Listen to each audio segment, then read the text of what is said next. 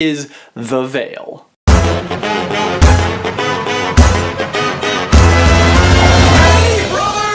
In case you need a quick refresher, the Veil appears in the Order of the Phoenix inside of the Department of Mysteries. It sits atop a dais and is basically an archway with a black curtain or veil hanging from it. When Harry and his friends first come upon it, Harry is transfixed by it and believes he can hear voices coming from the other side of the curtain. Later, after he has retrieved the prophecy and battle breaks out between the Death Eaters and the Order of the Phoenix, Bellatrix Lestrange hits Sirius with a curse and he falls backwards into the Veil. And despite passing through what looks like an empty arch, he does not come out the other side and instead dies. And I think this is where the confusion comes from because we don't really get much else of an explanation. For the most part, we assume that the archway is some type of portal or passage to the other side. But even that explanation got a little bit more complicated after the movie came out. In the book, we don't actually know what spell Bellatrix hits him with, just that he falls through the veil and cannot return. But in the movie, we know she actually hits him with a killing curse, so it's unclear as to whether or not the veil itself would have killed Sirius, or if it's just kind of a one-way passage from which they can't get Sirius's body back. Personally, I do think we can assume that it does kill you to go through the veil, because in the book, the curse that hits Sirius is red, and we know that the killing curse is green. And we know that Sirius is certainly dead, because in the 7th book, when Harry is using the Resurrection Stone, Sirius shows up alongside Harry's parents, who are definitely dead. But what the veil really is, and how it got inside the Ministry of Magic, is never satisfactorily explained, and is kind of one of those long unanswered questions of Harry Potter. But today, we are going to answer those questions. Turns out we are not the first to wonder this, though. In a 2005 interview with J.K. Rowling, when asked the origin of the Veil, she responded with, "The Veil has been there as long as the Ministry of Magic has been there, and the Ministry of Magic has been there not as long as Hogwarts, but a long time." Okay, so I guess that is sort of helpful and kind of random. The first bit makes sense. Sounds like the Ministry of Magic was just built around the Veil upon finding it. Like, whoa, we found this death portal. Maybe we should put something on top of it, like a government building or something. But what's more cryptic about that quote from J.K. Rowling is, why include that bit about Hogwarts? What does that have to do with anything? Who was talking about Hogwarts? Is that to say that Hogwarts was built around some other related magical artifact? Well, this took some digging, but yes! Deep on Pottermore, while we were researching all of the other magical artifacts, we found this line. One unsubstantiated legend says that the founders discovered the pensive half buried in the ground on the very spot where they decided to erect their school. So the Veil and the pensive must be related, right? I mean, why else bring up Hogwarts with a nod to this legend when answering a question about the Veil? The real question is, how are they connected? I'm glad you asked. There is just one other subtle nod to the Veil in Harry Potter that J.K. Rowling actually specifically references in this same interview. It's in the story about the three brothers, specifically the second brother and the Resurrection Stone and how it works, or sort of works. In the story, the second brother, Cadmus Peverell, tries to bring back his fiancée using the stone, but finds that she is, quote, sad and cold, separated from him as by a veil. Coincidence? I think not! Archway with a veil that separates the living from the dead and a stone that can bring back the dead, although as if separated by a veil. These two items are definitely connected, as if one is just a much more advanced version of the other. My theory is that Cadmus attempted to build a portal to death that he could travel through to bring back his fiancée. He successfully created such a portal in the form of the veil, but discovered it was a one-way passage and only from his end. Guys, I built a tunnel! We can't go through it, or we'll die, and nobody can come from the other side.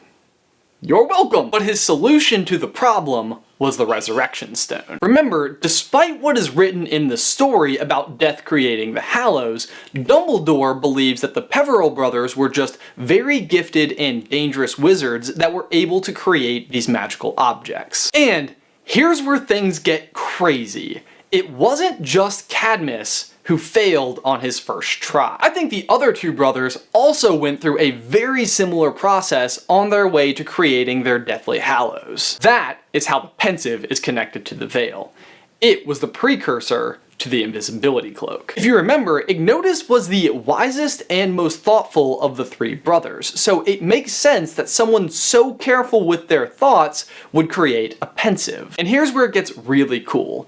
Inside of the pensive, you are invisible to everyone around you.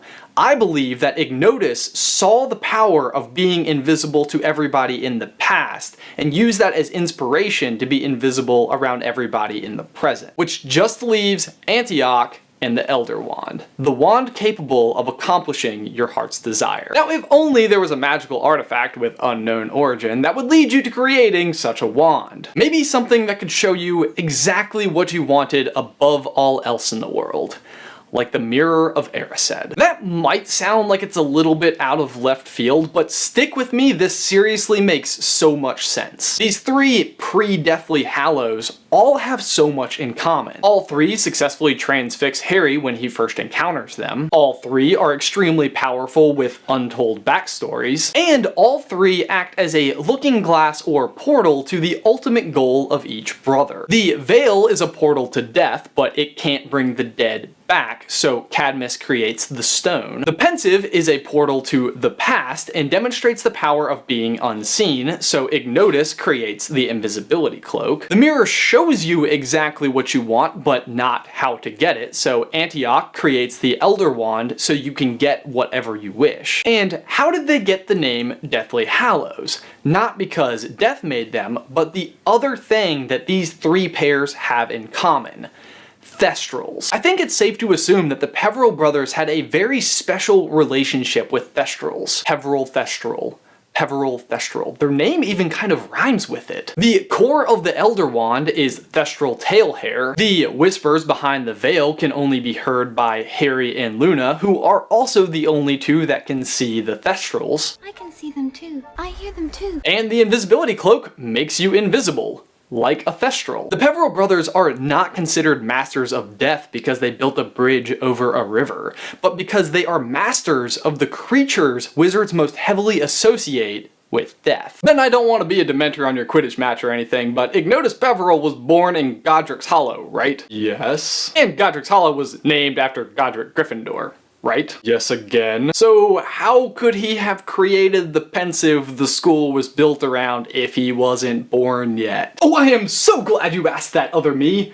Can't even imagine what everybody would have been saying in the towel section. Let's look back at that quote from J.K. Rowling. The veil has been there as long as the Ministry of Magic has been there, and the Ministry of Magic has been there not as long as Hogwarts, but a long time. Veil has been there not as long as Hogwarts. Therefore, the pensive, which according to our theory was built around the same time as the veil, was created after Hogwarts existed. So you are correct that Ignotus could not have created the pensive before the school was built. But remember that the legend that Hogwarts was built around the pensive is unsubstantiated. I think J.K. Rowling purposefully included that word, even though it's kind of redundant since legend already means unsubstantiated. So my guess is that the pensive may have a very important role in the history of Hogwarts, but the legend that the school was built around it is more of a myth. But the fact that the legend isn't true doesn't mean that the connection between the pensive and the veil is any less valid. The legend of the construction of the school around the pensive and the actual construction of the ministry around the veil still connects these two objects, even if it's more likely that the pensive was just found early on in Hogwarts history. The point is, Ignotus still could have created the pensive in the legend, even if the school wasn't built around it. Finally, the other thing that I want to clear up. The article on Pottermore suggests that the runes found on the pensive are so ancient that they must predate Hogwarts. But I don't think that that's necessarily true either. Just because people don't use them anymore doesn't mean that Ignotus couldn't have added them. If you even look at his gravestone from the movie, it is covered in runes. Runes could just be a Peveril family mark, since the Elder Wand also seems to feature a few of them. And the book that Hermione reads about the three brothers is written in ancient runes. Point is, I don't think runes are a deal breaker to this theory. But for my question of the day, what do you guys think? Could these 3 magical items be the precursors to the Deathly Hallows? Leave your thoughts in the towel section down below. Guys, thanks for watching this video. Be sure to like it and subscribe to the channel if you haven't already. If you'd like to see some more Harry Potter action from us, you can click right here to find out whether or not Dumbledore created a